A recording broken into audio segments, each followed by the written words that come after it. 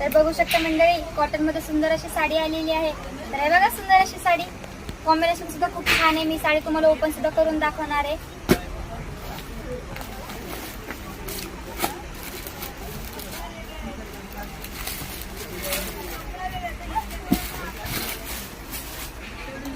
बघू शकता साडी किती सुंदर आहे, पूर्ण फ्लावर डिझाईन आहे साडीवर.